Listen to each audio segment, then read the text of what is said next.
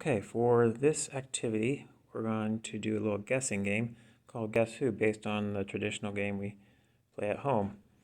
This B-bot will determine who is randomly selected. Now, as you can see, we have our favorite teachers on the board. I want you to notice the characteristics of each person, the traits, the dark hair, light hair, eye color, jewelry, the clothing they're wearing. All these are important things that the students need to use to describe. So using describing words or adjectives to describe. And this is a good lesson to reinforce those skills. Now this is a two-person game. The first person who guesses the other person's card wins the game. Or if the other person guesses wrong, you win the game. So we have two Guess Who boards set up with the same amount of people. We have 14 individuals here, 14 teachers. Both students or student groups have a program card, expo marker, eraser, B-bot of their own. They have a marking expo marker, and they also have these Guess Who cards. So they are randomly selected. All right, so the first thing we're going to do is determine who goes first. The first person who is youngest, or the average of their ages in a group, which is youngest, goes first. So on the turn, you will be asking a question, or you'll just simply guess who the person is. Now remember, if you guessed and missed a person wrong, your game's over and you lose. So these questions are really important. So you have to ask yes and no questions.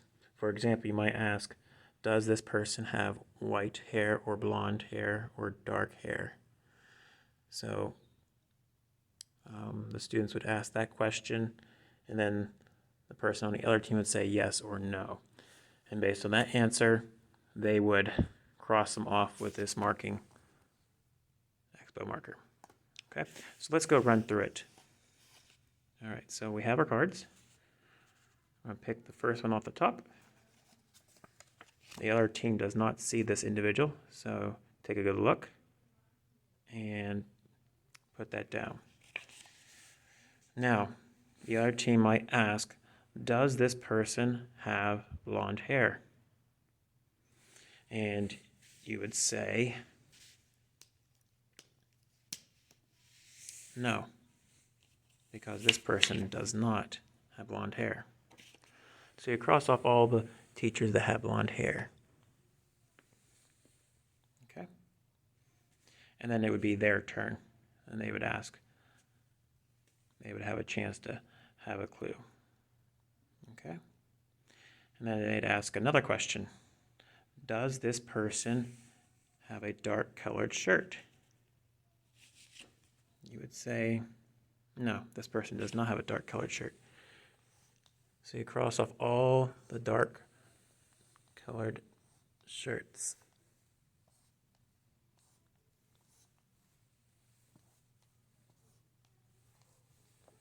So that leaves only two left. So in the next round, they can either guess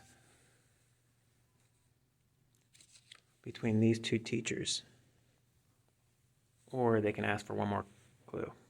Does this person have a sweater on? And you would say yes. So that would remove this one. But that's obviously a no question. So that'd be a no for sweater. So the next turn they can guess who the person is. And when they're guessing who the person is, they'll actually have to program their B-bot to go up to the correct answer. So that's where the coding comes in play, right here. So we have to find out how many spaces up and to the right is our teacher. So our teacher is 1, 2, 3, 4. 4 up, turn B-bot to the right, and then forward 1. Okay, let's write that on our coding card. 1, 2, 3, 4, turn to the right, and then forward. Let's review that. 1, 2, 3, 4, turn to the right, and then go forward. Okay, looks like a good code. All right, let's go ahead and put that into our VBot. We'll clear previous programs. Push forward 4 times. 1, 2, 3, 4. To the right once, and then forward. And remember, the student cannot point to the person they're guessing. They cannot say who the person is. Only the VBot can correctly determine who is the person on the card.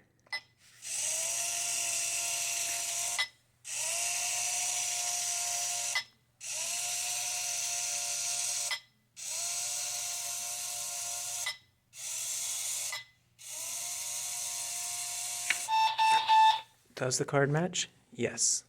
VBot did a great job of determining who the person on the card was. Great job, everybody.